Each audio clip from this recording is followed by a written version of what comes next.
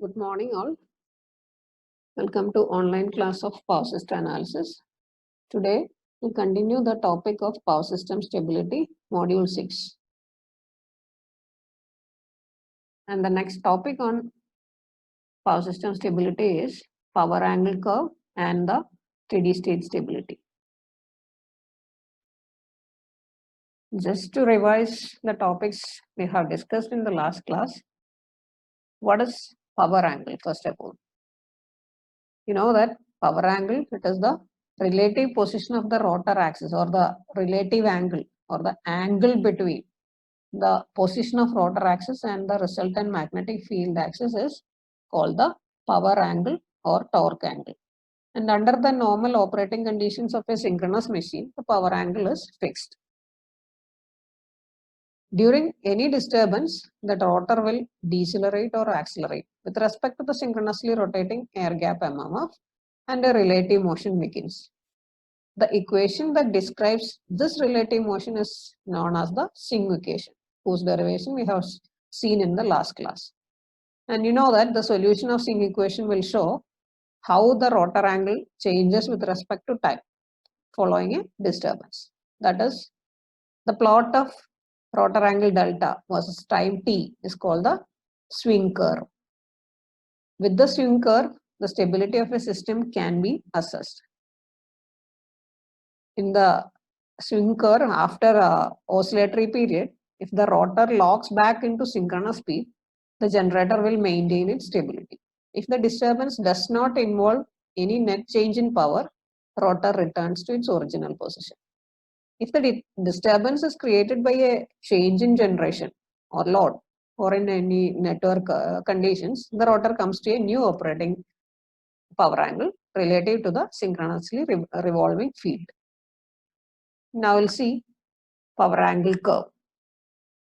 Power angle curve of a synchronous machine is the graphical representation of electrical output with respect to the power angle or rotor angle. So power angle curve, it is the graphical representation of electrical output with respect to the power angle or rotor angle. The simplest model of stability analysis is the classical model, means the salient poles or saliency is ignored and the machine is represented by a constant voltage E dash behind the direct axis transient reactance XD dash. So let us consider the system having a single generator connected to a very large system through the transmission line ZL. Transmission line whose reactance is given as ZL. Look at this diagram. This is the generator. This is the power system node to which this generator is connected through the transmission line impedance ZL. Okay. The substation bus voltage and frequency is assumed to remain constant. This is commonly referred to as the infinite bus. Infinite bus or means it is a bus voltage whose voltage remains constant regardless of the power supplied or consumed by the load or any device connected to it does not vary. So infinite bus means its characteristics do not change regardless of the power supply. The node representing the generator terminal voltage VG, this generator terminal voltage VG, this node can be eliminated by converting the star connected impedances to an equivalent delta impedance with admittances as given. Like this, you can see this is a one node, this is another node, and this node. If we consider it as a star connected system, we can directly convert it into delta connected system whose admittances are given by Y10 is equal to ZL by JXD dash ZS plus JXD dash into ZL plus ZL into ZS. Just star to delta transformation, and the 1 by of that is being taken as it is converted to admittance mode. So similarly, you can find what is Y10, Y20 and Y12. The 0 represents the reference node actually. The same system, you can put it in this fashion, the equivalent circuit of that. So this was one machine connected to an infinite bus. Machine impedance, machine voltage was E dash, and the infinite bus it is potential is given as V, or else you could say this is the transmitting end, this is the receiving end. Okay, and the respective y10, y20, and y12 we have derived just now, this one. Okay, and the same can be written in a two-part network format like this. This is your E1 dash, this is your V, this bus potential, this could be V. Okay, for the two bus system of this, Y bus is Y11, Y12, Y21, Y22, where Y12 is equal to Y21, admittance matrix, Y bus. And the nodal equations we can write by I1 and I2 are the current injected into the first bus and the second bus respectively. So we can write I1 is equal to Y11 into E dash minus Y12 into V. Here Y11 is Y10 plus Y12. We have written this equations with respect to this diagram. Okay. So we could say I1 is equal to Y10 plus Y12 into E dash minus Y12 into V. Similarly, I2 is equal to minus Y12 into E dash plus Y20 into Y20 plus Y12 into V. The above equations can be written in terms of bus admittance matrix as I1, I2 matrix Y11, Y12, Y21, Y22 into E dash V. The diagonal elements of the bus admittance matrix are Y11, which is Y10 plus Y12, and Y22, Y20 plus Y12. Off diagonal elements are Y12, which is same as Y21, which is equal to minus of small y12. Expressing the voltages and admittances in polar form, real power at node 1 is given by, always power is given, apparent power is given by E into EI conjugate, no? So real power is given by real part of E into I conjugate. Here it is E is E dash and I is I1. So that can be written as a real part of E dash into E dash angle delta into, this is I1. I1 is Y11 into E dash plus Y12 into V. So taking the I conjugate, I1 conjugate, it will be Y11 with an angle minus theta 11. This minus comes because it is being taken the conjugate there, that into E dash with an angle minus delta plus Y12 angle theta minus theta 12 multiplied by V angle 0. So that is equal to, active power is equal to PE is equal to E dash square Y11 cos theta 11 plus E dash into V into Y12 into cos delta minus theta 12. In MOS systems, ZL and ZS are predominantly inductive, and if we are neglecting the resistance part, then theta 1 and theta 12 will be equal to 90 degree, and Y12 will be equal to B12, which is nothing but 1 by X12. So we can write this equation, instead of this equation, we can write it as PE is equal to E dash into V into B12 cos delta minus 90 degree. The second term, this term will be, because this is cos theta 11 at 90 degree means cos 90, this term vanishes. So this term only exists. So that is by the assumption like that. Okay. So PE is equal to E dash into V. V12 we can write it as 1 by X12. So E dash into V by X12 into cos of delta minus 90 degree. It will be minus 9. We can take it as 90 minus delta minus of that. No, cos of minus of that. So it will become sine delta. So PE is equal to, this equation finally comes to PE is equal to E dash into V all by X12 into sine delta. This equation, it is called the power flow equation. This relation actually shows that the power transmitted depends upon the transfer reactance and the angle between the two voltages, that is delta. This curve PE versus angle delta is known as the power angle curve. In this particular case, we have taken V angle 0 and E dash angle delta. So the net difference between these two is actually delta. If instead of that, if this bus potential, if it is say V angle delta 1 and this say V angle delta 2. The difference between that delta 1 minus delta 2 will be the net rotor angle or delta. Okay, so the final power equation was E dash into V by x12 sine delta. This power angle curve we can plot. This is the power angle curve. Okay, for a generator it will be like this, and for motor it will be like this. Here could see if if it is operating at delta 0, the active power, electrical power output corresponds to this point. Okay, as delta 0, P0. Okay, if it is increased by an angle delta 0 plus delta, if the power angle increases by delta, it will be delta 0 plus delta. The corresponding power will be P0 plus delta P, like that. Okay, the swing equation can now be written as, you remember the swing equation, no? H by pi f into d square delta by dt square is equal to Pm minus P. That was the standard form of swing equation. So instead of P, we can write it as P max sine delta now, where P max is E dash into V by x12. Now see steady state stability.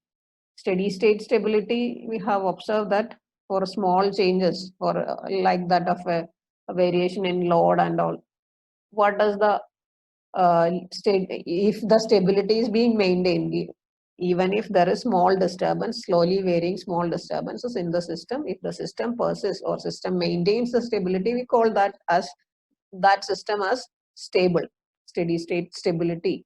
And there is a limit for that. That is being termed as steady state stability limit. So steady state stability limit of a particular circuit of a power system is defined as the maximum power that can be transmitted to the receiving end without loss of synchronism. The steady state stability limit is defined as the maximum power that can be transmitted to the receiving end without loss of synchronism. So consider a system in which a single machine is connected to an infinite bus, as we have taken earlier. So XD dash is the reactance, direct axis reactance of the machine. Machine voltage is E dash angle delta. X is the transmission line reactance, and this is the infinite bus taken as V angle 0, and the power is being transmitted from this to this. So this is a diagram is the machine single machine connected to infinite bus, SMIB.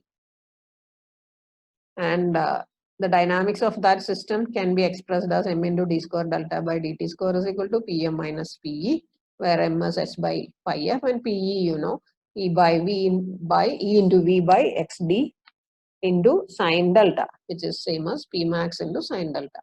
And the plot of this equation is this, which is called the power angle curve. Let the system be operating with a steady power transfer of Pe0, which is equal to Pm, with the torque angle delta 0. This is Pe0, this point is the operating point, just what now I stated. Pe0, which is equal to Pm with the torque angle delta 0. Assume a small increment delta P in the electric power with the input from the prime mover remaining fixed.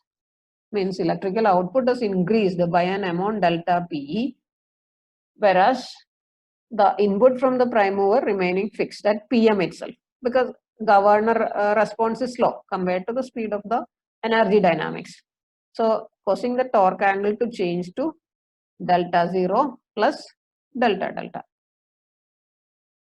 So linearizing about this operating point Q0, which is Pe0 delta 0, we could write it as, linearizing about the operating point Q0. We could write delta Pe as is equal to dou Pe by dou delta at delta 0 multiplied by delta. The excursions of delta can then be described by m into d square delta by dt square is equal to Pm minus, instead of Pe, we could write it as Pe0 plus delta Pe. So the difference will be minus delta P, because Pm is actually Pe itself at the point delta 0. At the operating point delta 0, Pm was equal to Pe. From there, a slow variation in power happened, which is delta P, which is being described by dou P by dou delta with multiplied by delta delta. So thus we got it as m into d square delta delta by dt square as minus delta P. Okay. So rearranging this equation, we could write it as m into d square delta delta by dt square plus, instead of delta P, you could write this, no? So dou P by dou delta at delta 0 into delta delta, that is equal to 0. The equation, new equation will become like this. Now let d by dt be represented by that small p. So the equation we could rearrange it as m into p square delta delta plus dou p by dou delta at delta 0 multiplied by delta delta equal to 0. So taking the delta delta term outside, we could write it as mp square plus dou p by dou delta at delta 0 multiplied by delta delta equal to 0. The system stability to small changes is determined from the characteristic equation. This is now become the characteristic equation. Mp square plus dou p by dou delta at delta 0 is equal to 0, whose roots are the roots of this characteristic. It's a second order. No, so the characteristic equation will become p is equal to plus or minus dou p by dou delta at delta 0 divided by m whole raised to half, or p is equal to plus or minus root of minus dou p by dou delta at delta 0 divided by m.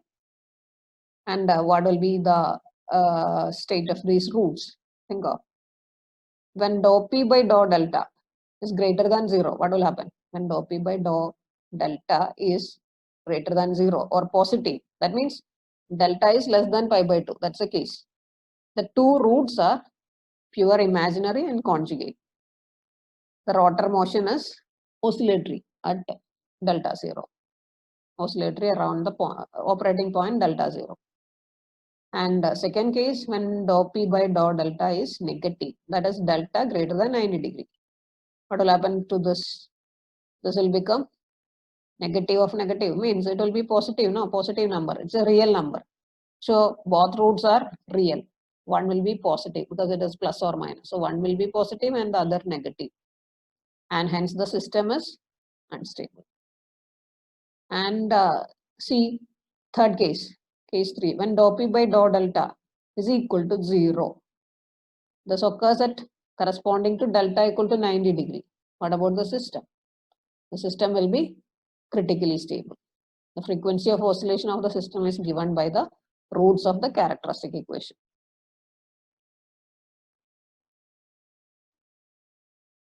So in this case, when dou p by dou delta is positive, actually the roots become imaginary and conjugate to each other, and the roots are oscillatory there. Actually, we have neglected during the swing equation derivation, we have neglected the line resistance and damper windings of the machine. Means damping has not been taken into consideration. So because of the system, actually if damping will be there in practical system, and that causes the system oscillations to decay down. System is therefore stable for small changes or small increment in power, so long as dou p by dou delta is dou p by dou delta about delta 0 is greater than 0. That will be stable.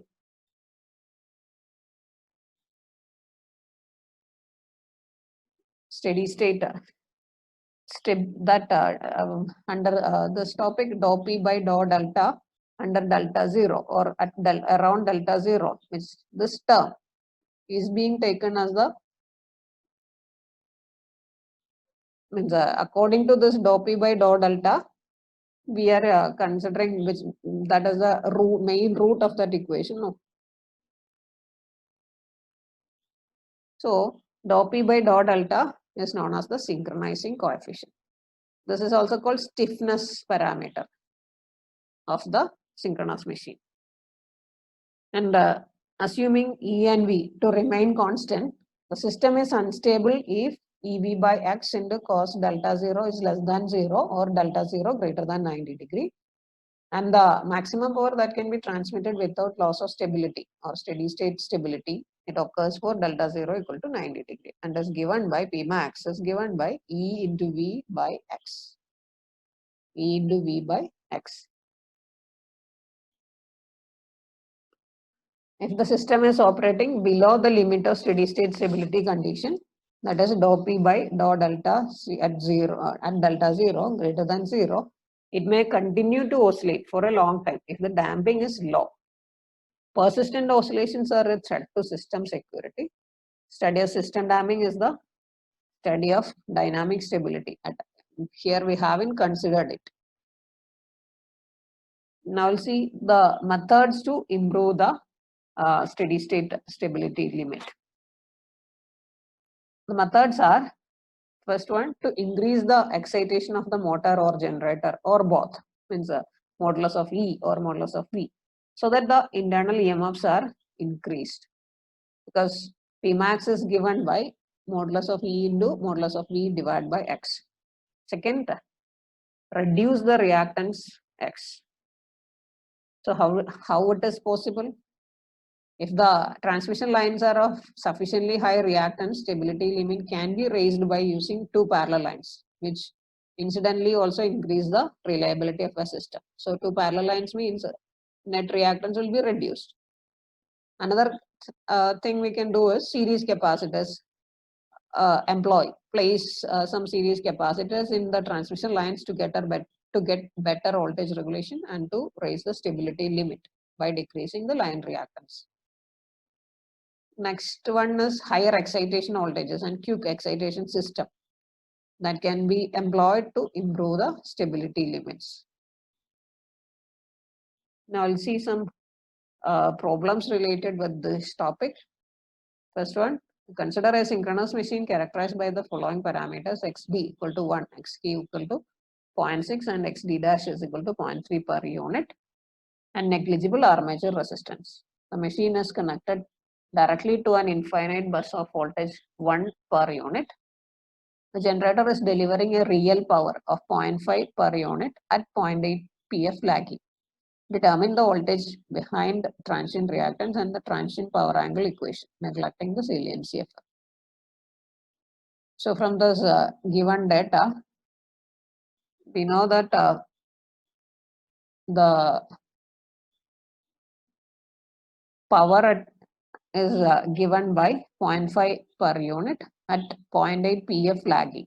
So from that we can find what is theta. Theta is cos inverse of 0.8, which we will get it as 36.87 degree.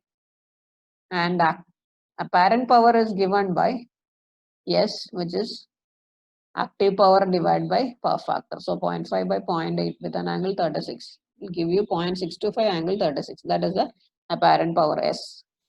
And the pre-fault steady state current is given by, if you know apparent power, the equation for apparent power in terms of current is S is equal to VI conjugate.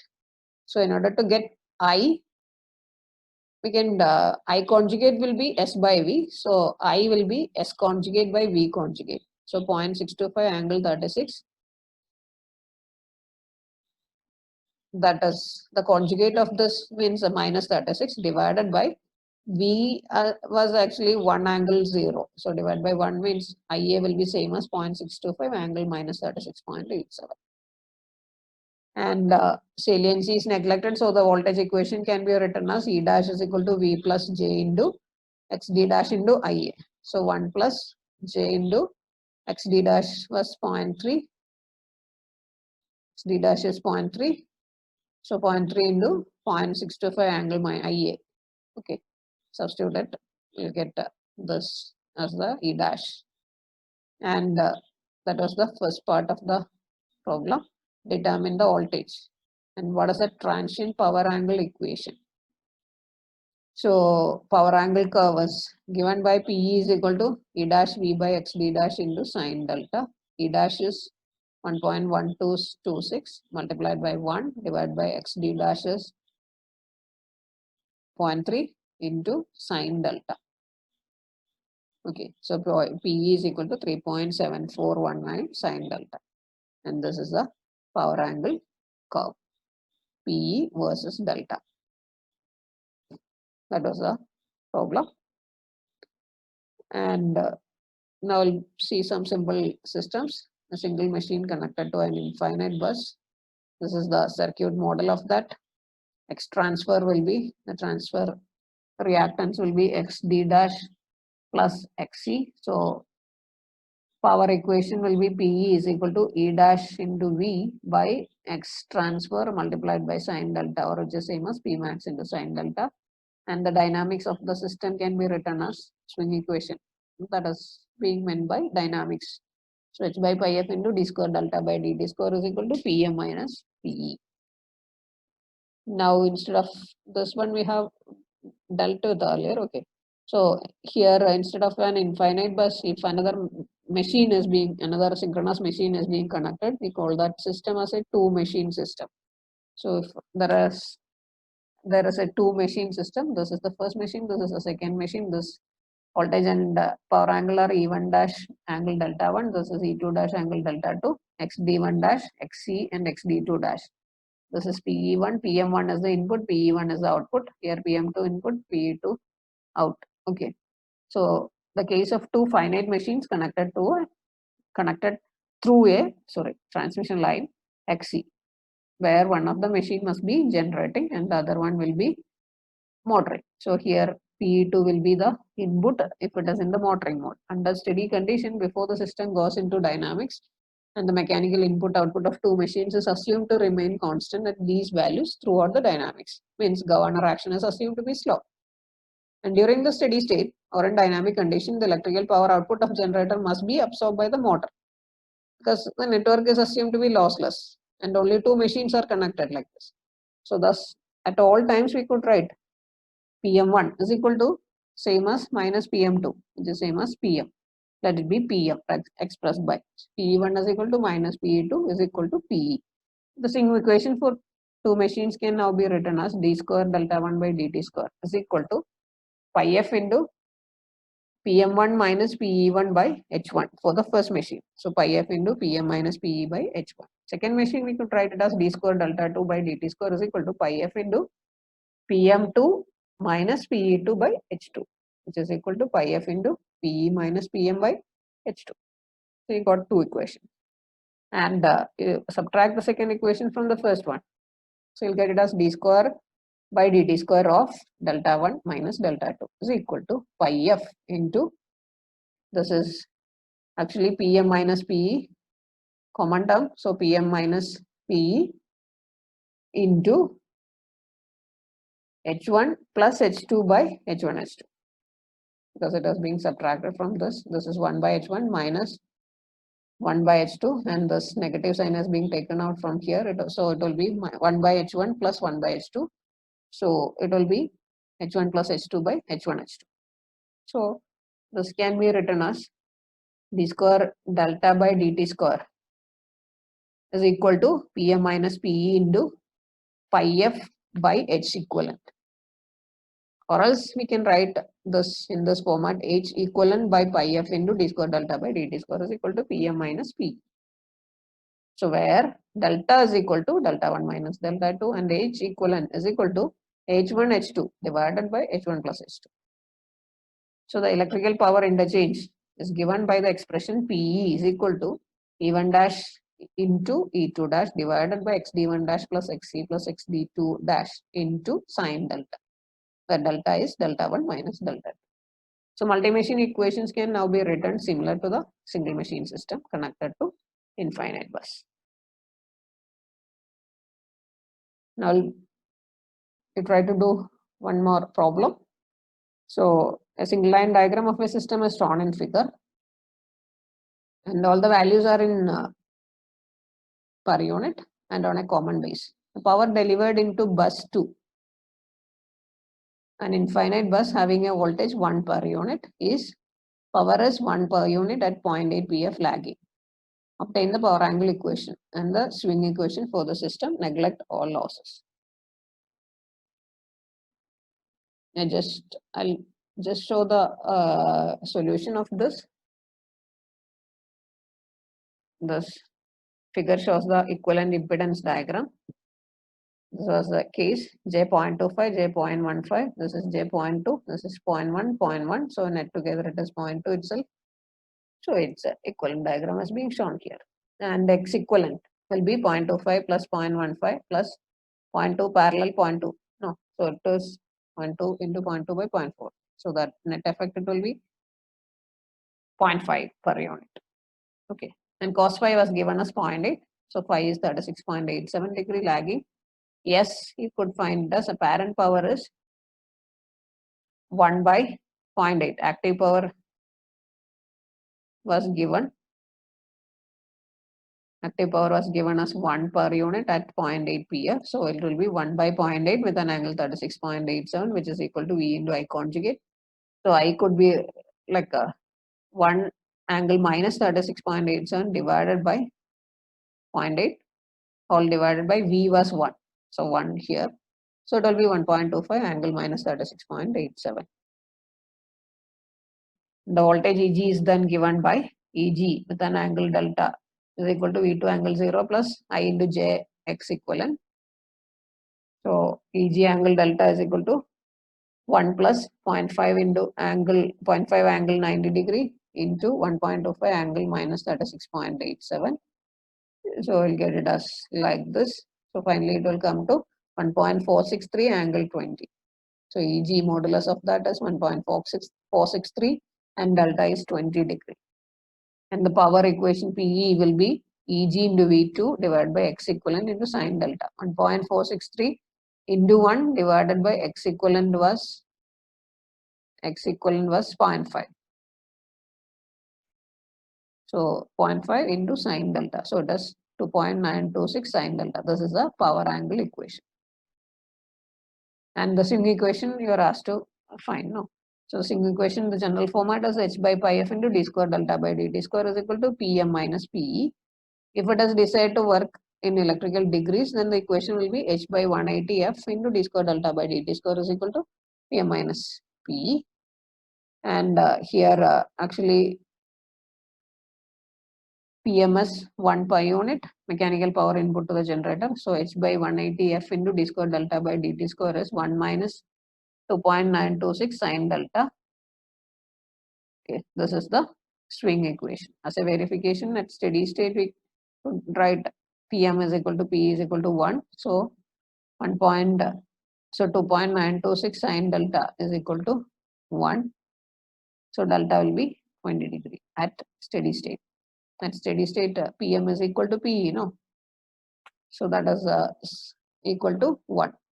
So from that you can find the delta rotor angle at steady state. Delta operating point delta will be, or the system will be operating at a delta of 20 degree. Okay. And these are the reference textbooks and the chapter is also marked. Thank you.